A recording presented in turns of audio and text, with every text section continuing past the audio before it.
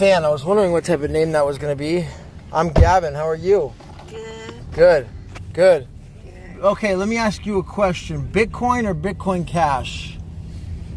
Bitcoin? Yeah, Bitcoin or Bitcoin Cash? Carl?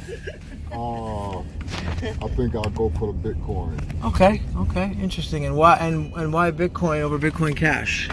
I don't know. I don't even know what Bitcoin Cash is. Bitcoin. Oh, you don't know what Bitcoin Cash is, but you know what Bitcoin. But you know what Bitcoin is. Yeah, I've heard a little bit about Bitcoin. Digital assets. Right, exactly. It's money on the internet. It's the internet of money. The internet has money. Yep. It's been in existence for almost 10 years now. Yeah. It's proven to never be hacked. Did you know that? So people say it's never once. It's one thing. It's never been hacked. Is the internet money. So it's never been, hacked, broken, tricked. So it's gone through it. It's been 10 years now. But here's the thing about Bitcoin Cash. People don't know about it, and it's a sleeper because what's going to happen, I'm going to tell you, I'm from the future, and I've seen Bitcoin Cash is going to actually overtake Bitcoin. Because it actually, Bitcoin Cash, it actually holds up the original white paper, the original concept and the design of Bitcoin is actually in Bitcoin Cash. Bitcoin itself, they didn't follow the instructions of the setup, which was basically to increase what's called the block size. And they left it at 1 block. And by doing that, it increased the transaction fee to as much as $50 in December. I was trying to send Bitcoin in December, and I ended up paying like $30. Do you think I was mad as hell?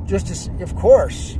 How would you like to pay a credit card fee of $30 to send something? I mean, that you'd be like I was like, I'm not doing this anymore, So, and it was because of the guys who were, people who were running who did not follow the instructions, or they had their own agenda, whatever.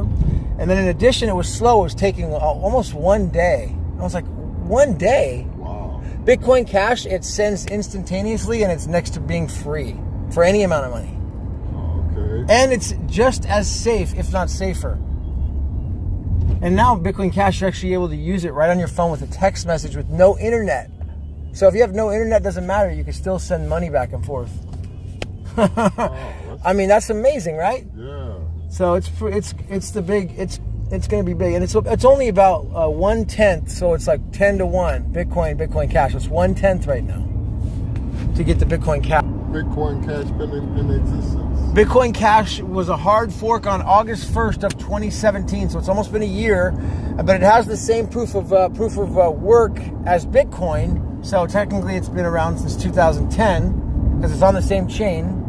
However, there was dissension within Bitcoin. And dissension, I mean people who wanted to follow the instructions that were set up by the creator, and people who didn't. They wanted to do something else. And it's because the guys who wanted the instructions followed were so no, this is not going to work. They decided to create a fork, and they split it off. Yeah, so it's pretty interesting. It's a big deal right now. It does almost $1 billion in volume of trading a day, so it's not small or anything, So, but in the scheme of things, it's actually very small. But it's not small as it's like nickel and dime. But you'd figure worldwide there'd be a lot more trading than $1 billion, but just not that many people know about it yet. It's still very new. Right. A couple years from now, it'll be, everybody will be using it. Mission Bart fan? Yeah. All right. Do you like that, Bart? I got on it last night to go to leave the town, and I took it all the way to Richmond, and I missed the train. I came back. I was looking at the wrong train time. I was like, oh, this is perfect. I'll make it. Plenty of time. Got there. No, my train left an hour and a half before. Last time I do that, I called them, and then they said, nope. They were no help at all. I'm like, well, so I'll just go down there. It says it's there, so shows me about how I know how to read the app, follow instructions, guy. Talk about following instructions with Bitcoin. Follow the train instructions. You won't miss the train.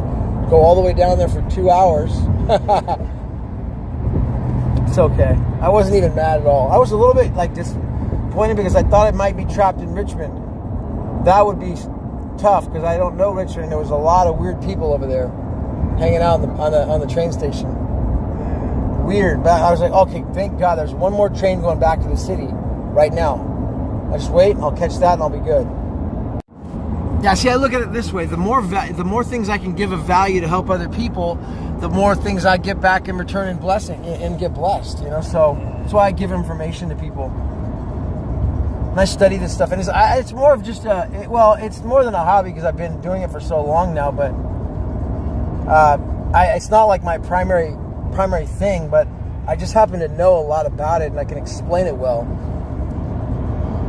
Simply like where most people on the internet, they can't quite, they're too techie and they try to be smart and explain it really smart. I try to explain it simple. All it is a peer-to-peer electronic cash system on the internet. That's all it is. Electronic cash. It's the internet's money. That's all it is. Safe and secure, never been hacked.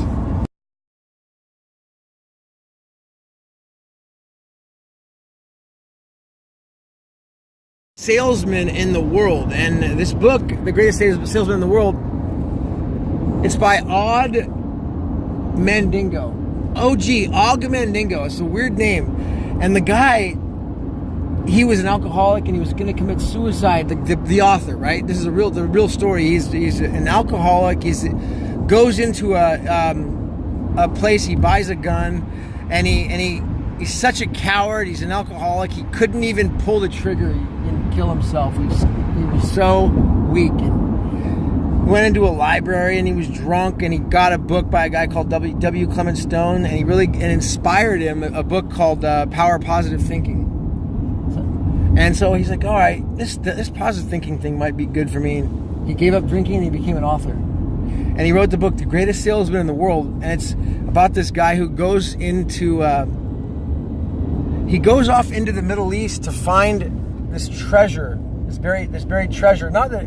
Basically a treasure from this very rich man. And he's trying to identify how to get the treasure from this like royal king, basically. And then the treasure and basically the great is actually what's called a scribe. All it is a scribe of words written. And the words written are about the greatest salesman in the world. And the greatest salesman in the world is, guess who? It all makes sense. Paul. You nailed it. You know that. When I heard that, when I read that book and that came out, I lost it. You know, I didn't see that coming. I didn't even think it was a religious book. Okay. At all. I didn't even think that, and I just lost it. Like I had tears for like 30 minutes. I couldn't believe it. When it was like the biggest surprise ending. The way it came out, I was like, oh, it made so much sense. I'd never thought of it that way. And this book became like a #1 bestseller. World's Greatest Salesman? Yep.